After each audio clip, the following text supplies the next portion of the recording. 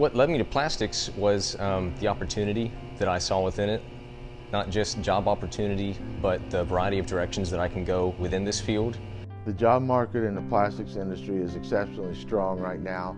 The utilization of plastics is still continuing to grow through the medical field, certainly through automotive and other industries as well. Electronics is growing at an accelerated rate.